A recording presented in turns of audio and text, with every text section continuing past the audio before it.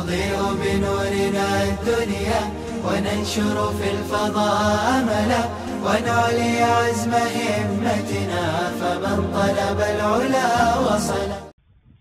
بسم اللہ الرحمن الرحیم.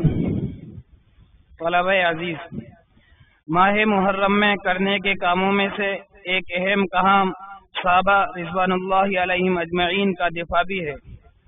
حضرات صحابہ رضوان اللہ علیہم اجمعین وہ نفوس قدسیہ ہیں کہ جنہوں نے ڈائریکٹ نبی کریم صلی اللہ علیہ وسلم سے تربیت حاصل کی. آپ صلی اللہ علیہ وسلم کی صحبت میں رہے، آپ صلی اللہ علیہ وسلم سے پڑھتے رہے. انہوں نے آپ صلی اللہ علیہ وسلم کی خاطر گھر بار کو چھوڑا، بیوی بچوں کی قربانی دی، طرح طرح کے ظلم و ستم سہے. آپ صلی اللہ علیہ وسلم کی اطاعت میں ہر قسم کی قربانی دینے کے لیے تیار ہو جاتے. آپ صلی اللہ علیہ وسلم کی عزت اور ناموس کی خاطر اپنی جان تک قربان دینے سے بھی دریغ نہ کرتے. مگر جیسے ہی ماہ محرم الحرام شروع ہوتا ہے تو کچھ بظاہر دین کا لبادہ اوڑے ہوئے خبیث لوگ انہی اصحاب محمد صلی اللہ علیہ وسلم کے بارے میں نازیبا کلمات کہتے ہیں، ان کی شان میں تنقیص کرتے ہیں، انہیں برا بھلا کہتے ہیں اور یہاں تک کہ ان نفوس قدسیہ کو گالیاں دیتے ہیں. ایسے میں ہماری اولین ذمہ داری یہ بنتی ہے کہ صحابہ رضوان اللہ علیہم اجمعین کا دفاع کیجیے، کیونکہ یہ ہمارے ایمان کا حصہ ہے. خود اللہ رب العزت نے قرآن مجید میں اور نبی کریم صلی اللہ علیہ وسلم نے ارشاد کی روشنی میں صحابہ رضوان اللہ علیہم اجمعین کا دفاع کیا ہے. چنانچہ اللہ تعالیٰ کا ارشاد ہے، وَإِذَا قِيلَ لَهُمْ آمِنُوا كَمَا آمَنَ النَّاسُ قَالُوا أَنُؤْمِنُ كَمَا آمَنَ السُّفَهَاءُ أَلَا إِنَّهُمْ هُمُ السُّفَهَاءُ وَلَكِنْ لَا يَعْلَمُونَ. اور جب ان یعنی منافقین سے کہا جاتا ہے کہ ایمان لاؤ، جس طرح لوگ یعنی صحابہ رضوان اللہ علیہم اجمعین ایمان لائے، تو کہتے ہیں کہ کیا ہم ایمان لائیں جیسے بے وقوف ایمان لائے. سن لو، بے شک وہ خود ہی بے وقوف ہیں اور لیکن وہ جانتے نہیں. اس آیت مبارکہ سے معلوم ہوا کہ منافقین سے جو صحابہ رضوان اللہ علیہم اجمعین کو بے وقوف کہتے تھے، کسی اور نے نہیں بلکہ خود اللہ رب العزت نے ان کا دفاع کرتے ہوئے فرمایا کہ بے وقوف وہ نہیں بلکہ تم بے وقوف ہو. اسی طرح رسول اللہ صلی اللہ علیہ وسلم کا ارشاد گرامی ہے، من سب اصحابی فعلیہ لعنت اللہ والملائکۃ والناس اجمعین. جس نے میرے صحابہ کو گالی دی اس پر اللہ کی، فرشتوں کی اور تمام لوگوں کی لعنت ہو. اس روایت کی روشنی میں وہ تمام لوگ جو اصحاب محمد صلی اللہ علیہ وسلم پر تبرہ اور طعن و تشنیع کرتے ہیں ملعون ہیں اور ہر قسم کی خیر و بھلائی اور انسانی ہمدردی سے محروم و مستثنی ہے.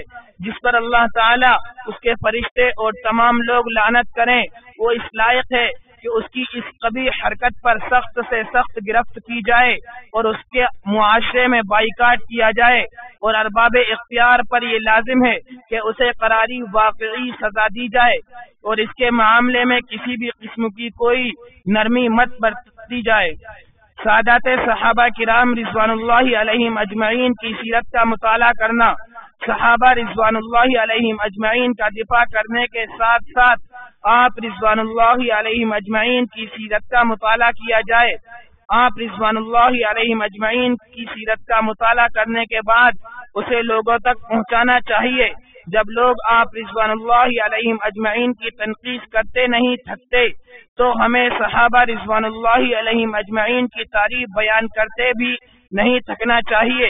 اور یہ سب تبھی ممکن ہے جب ہم ان کی سیرت کا مطالعہ کریں.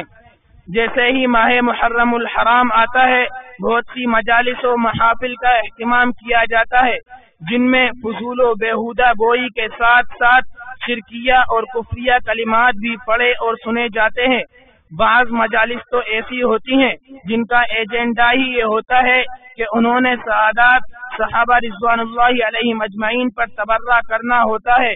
تو ہمارے لیے ضروری ہے کہ اگر ہم انہیں سمجھا نہیں سکتے تو ان کی مجالس میں بھی نہ بیٹھیں، کیونکہ بسا اوقات کسی کی صحبت اور کسی کے ساتھ اٹھنا بیٹھنا الفت، میلان اور غلطیوں سے چشم پوشی کرنے کا موجب بن جاتا ہے، بلکہ بسا اوقات دل میں ایسی مودت کا باعث بھی بن جاتا ہے جو انسان کو آزمائش میں ڈال کر رہتی ہے۔